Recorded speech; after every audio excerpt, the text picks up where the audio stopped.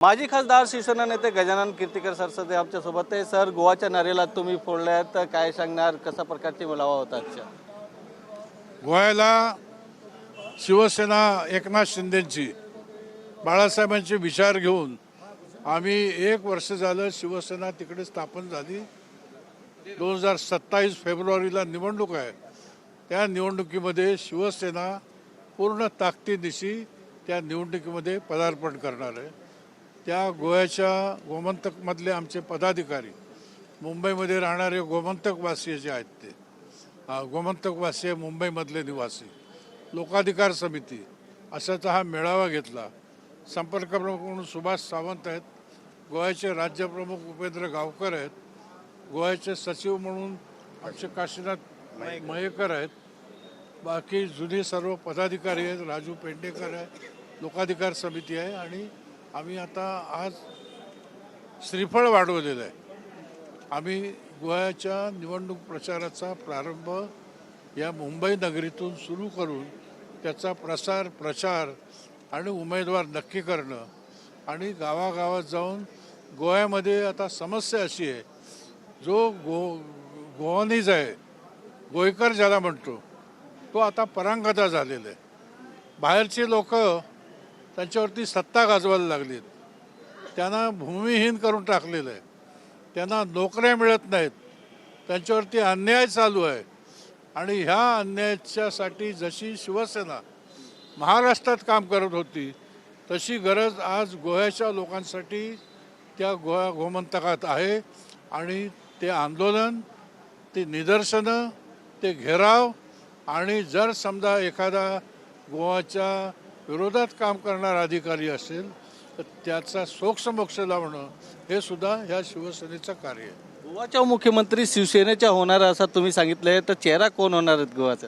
चेहरा अजून नाही, आमदार कोण, मुख्यमंत्री कोण नंतर ठरेल. पण गोव्याचं सत्ता शिवसेना ही कुठल्याही परिस्थितीमध्ये मिळवेल. कारण गोव्याच्या लोकांची जी मूळ समस्या आहे, जे दुःख आहे, ते शिवसेनेने जाणलेलं आहे. आणि म्हणून शिवसेने त्याच्यासाठी मनापासून तळमळीने काम करेल असा विश्वास मी व्यक्त करतो. संपूर्ण देशामध्ये सध्या गॅस, जे घरगुती गॅस आहे त्याची परिस्थिती चालू आहे, त्याच्यावर काय? गॅसची काय माहिती आहेत ना, गॅस काय, ऑइल, क्रूड ऑइल काय किंवा आणखीन काय, हे बघा मारामारी होते ना आपली गल्लीबोळामध्ये. एक दादा असतो ना, तो दुसऱ्या दादाला दम मारतो आणि तो दुसरा दादा मी घाबरलो नाही म्हणून पुन्हा त्याला विरोधात काहीतरी करतो. तशी ती चालू आहे लढाई. अमेरिका अली खोमेनीला उडवलं, त्यांचं काम फते झालं, रेजिम बदलली नाही, रेजिम आयुतुल्ला रेजिम चालू आहे. कळलं की नाही? जर समजा आपण अमेरिकेच्या विरोधात काय केलं तर आपल्यावरती बंबारडी होते आणि आपला धर्मप्रमुख मारला जातो. हा धडा इराणला मिळाला. आणि इराणची जी सैनिक शक्ती आहे ती आमची कमी नाही म्हणून दाखवलं. त्यांनी पुन्हा बॅलिस्टिक मिसाईल टाकली. ही लढाई आहे. त्या लढाईमध्ये तुम ज्यादा शान आहे का मैं शादा हे दाखवण्याची ती लढाई आहे. आणि त्याच्यामध्ये हे जे व्यापारी लोक आहेत जगभरातले, तेल व्यवसायातले, गॅस व्यवसायातले, हे जाणीवपूर्वक हा युद्धामुळे झालेला तुटवडा आणि त्यामुळे भाववाढ करतायत, बाकी काही नाही. शिवसेना कार्यकर्त्यांची अशी इच्छा होती की तुम्ही राज्यसभेवर जावं, तुम्ही इच्छा पण जाहीर केलं होतं. आता तुमची भूमिका काय असणार आहे? आता काय, माझ्या पक्षाच्या नेत्यांनी हे तिकीट काय कुठल्या पुंजीपतीला विकलं नाही. पुंजीपतीला विकलं असतं तर माझी रिॲक्शन कडक होती. पण त्यांनी एक सामाजिक भावना ठेवून तिकीट दिलेलं. एक दलित समाजाची सुशिक्षित, कळले की नाही, आणि आमची प्रवक्ता, तिला तिकीट दिलेलं आहे. एक चांगला संदेश गेलेला आहे. त्यामुळे मी ते स्वीकारलेलं आहे त्यांचा निर्णय.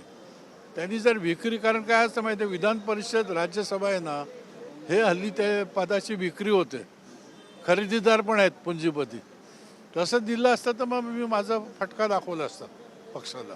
पण कार्यकर्त्याची जी भावना आहे त्यांना काय, कार्यकर्त्यांना काय सांगणार? कार्यकर्ता आहे बघा, माझ्याकडे लोकाधिकार समिती आहे, शिवसैनिक आहेत, मी कबड्डीचा महाराष्ट्राचा अध्यक्ष आहे, 1000-1500 क्लब आहेत महाराष्ट्रात, तो कबड्डी खेळाडू आहे, बाकी पण खेळामध्ये मी माझं काम चालू आहे. तर त्याची भावना ज्याला त्याला वाटणार आपला माणूस यावा म्हणून, पण ठीक आहे की तो काही रिॲक्शन देणारा माणूस नाही आहे, तो शांत बसला, त्यांनी स्वीकारलं. Video journalist Santosh Govind Thakur, TV9 Marathi, Mumbai.